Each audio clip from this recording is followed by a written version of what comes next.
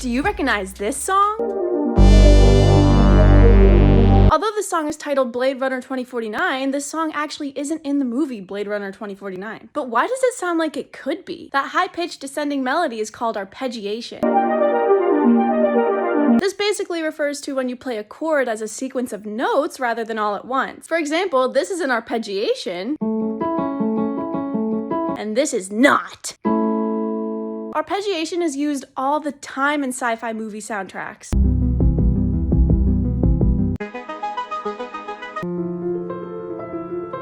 It's also very common in video game music.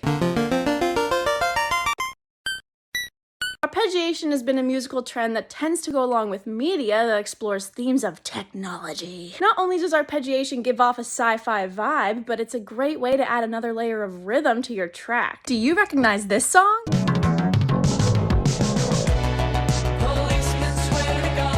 Let's talk about the synth that goes da-na-na-na-na-na-na. This is an example of a 16th note pattern. They're called 16th notes because 16 of them fit in one whole measure. Here's one measure of the MGMT song. And there are 16 of those synth notes within that measure. Here are some other songs that use 16th notes. 16th notes are great for adding another layer of rhythm to your song and can even make it seem more upbeat. What's your favorite MGMT song? Do you know this Beyonce song? And how it goes from that to this? Let's talk about what that is. The key of the song went up half a step from C major to C sharp major. Then it goes up another half step from C sharp major to D major. Then it goes up another half step from D major to D sharp major. Then she does it again, but you get the point. This is called modulation. Modulation is usually used in longer pieces of music to keep the listener's interest. But Love on Top by Beyonce is only like 3 minutes long, and she modulates the key 4 whole times.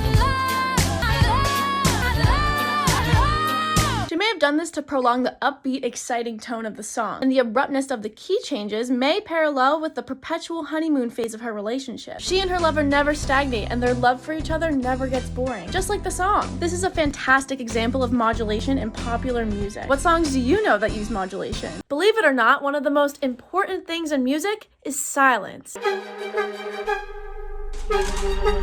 Why? I'm glad you asked. Research shows that silence in general is good for our health. It can lower our blood pressure, boost our immune system and concentration, and since music induces an arousal effect, silences can induce a relaxing effect, thus making a track more dynamic. Pauses also build anticipation and provide emphasis. Let's take Her's vocals in the song Focus, for example. Baby, can you focus on me? By pausing on the word focus, Her is providing emphasis on the message while building anticipation for the lyrics. Subtraction of sound is also important in terms of production. In the song Blackjack by Death Grips, the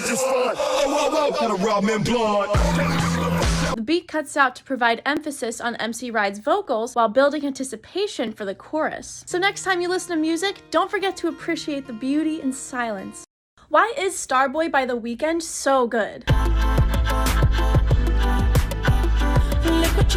One reason is its use of drone notes. A drone note is a melody in which a note or chord is played continuously throughout the majority of a song, and in this song the drone note is the bass. That same bass note is repeated non-stop throughout the entire song, even when the other instruments and vocals are layered in. I'm trying to put you in the worst mood.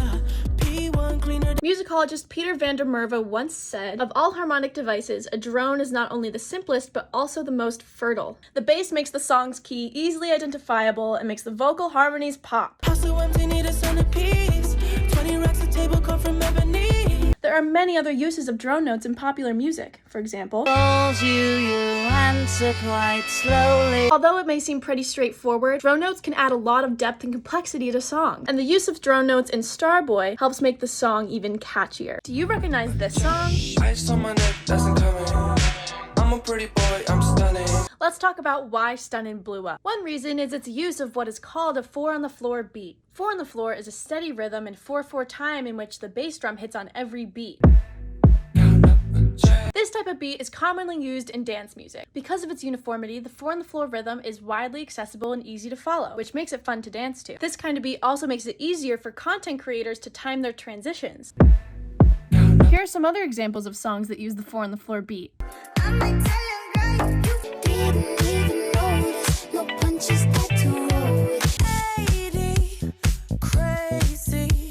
Because of its use of 4-on-the-floor, Curtis Waters' song Stunnin' is super fun to dance to. Have you seen this TikTok? Five Nights at Freddy's, that's where I wanna be. A vocal technique that Jack Black uses when he sings the second half of the word Freddy's Freddy's is called a glissando. This means to slide upward or downward between two notes. Jack Black glides between G sharp and F instead of enunciating the notes in between. Here are some other examples of glissandos.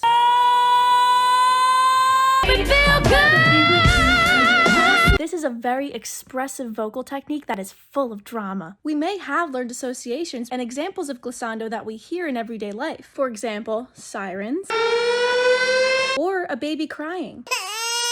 We also use glissando in everyday speech, like when we ask and answer questions. Did you know that? Yeah! Because we associate the glissando with more than just music, this vocal technique is really effective in evoking emotion from the listener. Shout out to Jack Black. Your song is dope. Do you recognize this song?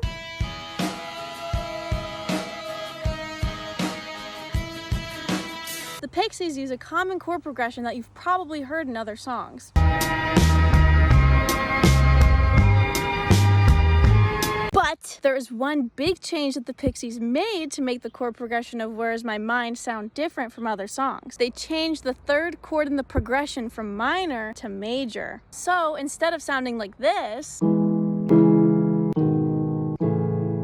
it sounds like this.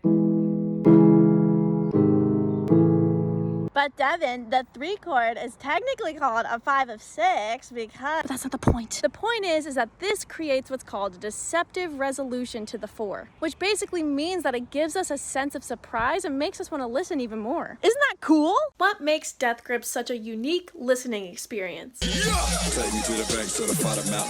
Great question. A lot of Death Grips music can be considered atonal, which means it lacks a tonal center or a clear focus for both melody and harmony. This is in contrast to most Western music, which is tonal, or more predictable and consonant. Take their song Hothead, for example. Very chaotic and built around uncertainty, the key of the song and the rhythm is hard to follow. Although atonal music is more dissonant and less predictable, a lot of people enjoy listening to it. And one of the great things about Death Grips is that they'll switch between tonal and atonal even in the same song. That song Hothead eventually bleeds into this. Still chaotic, but the tonal and rhythmic centers are much clearer than they were in the intro. By combining the listening experiences that both tonal and atonal music gives us, Death Grips pushes the boundaries of Western music. It's crazy how Bad Guy by Billie Eilish does so much with so little. First, the melody is simple. So the notes are on the minor third of G, and then she adds in a backing vocal on the 5th. The minor third is an imperfect consonance and the 5th is a perfect consonance, so these are very easy to follow harmonies. The production is also simple. It's basically just a bass and drums, and the drums are mostly kicks and snaps. But at the same time, this song is very complex. Billie's breathy vocals have a lot of high frequencies, while the bass and drums have a lot of low frequencies, and this makes the song more dynamic. There's also that crazy beat switch at the end that switches the entire tone of the song. The simplicities and complexities of the song highlight Billie without ever outshining her. So if you make music or art in general, take a lesson from Billie and make the most with the least.